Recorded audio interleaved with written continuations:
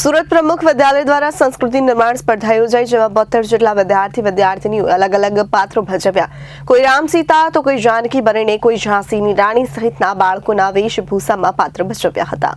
આજની ફેશનની ભાગદોડ ભરી જિંદગીમાં ખાસ કરીને આજનું યુવાધન 31મી નવા વર્ષની ઉજવવામાં નશા તરફ ધકેલાઈ રહ્યું છે. તેવામાં સુરત શહેરના રૂરલ વિસ્તારમાં આવેલ પ્રમુખ વિદ્યાલય દ્વારા સંસ્કૃતિ અને ધર્મને આગળ ધપાવવા નાનકડા બાળકોમાં પણ સનાતન ધર્મના સંસ્કાર સાથે સિંચન થાય તે હેતુસર આજે સંસ્કૃતિ નિર્માણ સ્પર્ધા યોજાઈ, જેમાં 72 જેટલા બાળકો રામ, સીતા, હનુમાન, લવકુશ, ઝાંસીની રાણી સહિતના વિવિધ પાત્રો ભજવીને શાળા દ્વારા સુંદર કાર્યક્રમનું આયોજન કરવામાં આવ્યું હતું.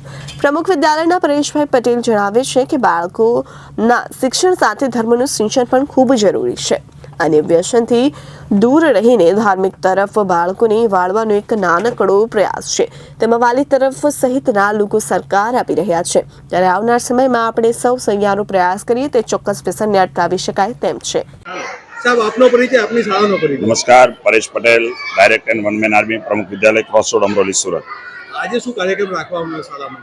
એકચ્યુઅલી બાળકો ધર્મથી પરિચિત થાય, ધર્મના પાત્રોથી પરિચિત, ધાર્મિકતાથી. આજે ફિલ્મ અને વ્યસન અને ફેશનના યુગમાં બાળકો ધર્મ પ્રત્યે પ્રેરાય એવી પ્રેરણા સાથે અમારે પ્રમુખ વિદ્યાલય પરિવારના બાળકો સરસ મજાના રામ, સીતા, લક્ષ્મણ, ભરત, શત્રુઘ્ન, માં ખોડલ, માં કાળી અને અનેક પ્રકારના હનુમાનજી બનીને, અને એવા જ વાલીઓના ઉત્સાહ સાથે તમે જુઓ કે પહેલો કાર્યક્રમ છે. વાલીઓ એવું કહે છે કે આવો કાર્યક્રમ અમે ક્યારે જોયો નથી, અને જ્યારે ધર્મનો કાર્યક્રમ હોય ત્યારે એટલી મોટી સંખ્યામાં જ્યારે વાલીઓ પણ ઉપસ્થિત હોય ત્યારે બાળકોને તો પ્રોત્સાહન મળે, પણ અમને પણ પ્રોત્સાહન, અમનું પેટ્રોલ એટલું પુરાણું છે કે અમે સ્પીડ ગતિએ દોડશું અને આગામી દિવસોના ધર્મને અને રાષ્ટ્રને અને નેશન ફર્સ્ટના બહુ કામ કરશું. સાહેબ, આ સાંસ્કૃતિક નિર્માણ સ્પર્ધામાં કેટલા બાળકોએ ભાગ લીધો હતો?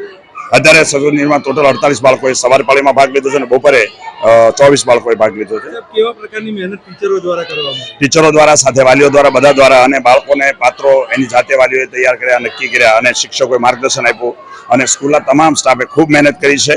અને આવા ધર્મને લગતા કામમાં બધાને ઉત્સાહ હોય છે.